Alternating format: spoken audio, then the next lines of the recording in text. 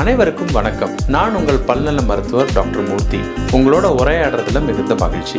ஒரு பல் மருத்துவரா என் பேஷண்ட்ஸ் கிட்ட ஏதோ ஒரு காரணத்துக்காக பல்ல எடுக்க வேண்டிய சூழ்நிலை வந்தாச்சுன்னா அதை ரீப்ளேஸ் பண்றதுக்கு சரியான நேரம் எது அப்படின்னு என்ன கேட்கும்போது நான் எப்போ சொல்றேன் அந்த ஒரே விஷயம், அந்த பல்ல எடுக்கிற அன்னைக்கே அதை ரீப்ளேஸ் பண்றது தான் பெஸ்ட் டைம்.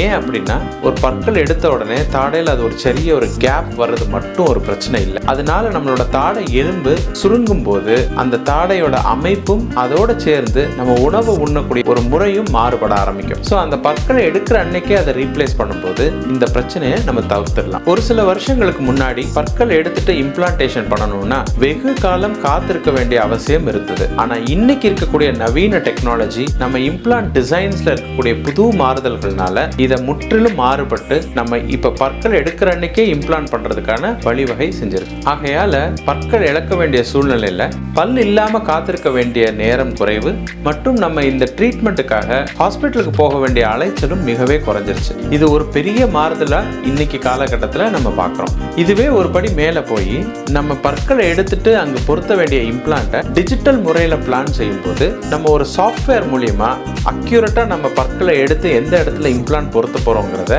முன்கூட்டியே திட்டமிட்டு அதுபடி நம்ம ஒரு சர்ஜிக்கல் கைட் மூலியமா இதை செய்யும் போது நம்மளோட காலம் மிகவும் குறைவு. மட்டும் இல்லாம நம்ம செய்யக்கூடிய ப்ரொசீஜர் ரொம்ப நேர்த்தியா செய்யறதுக்கு it is a big advantage.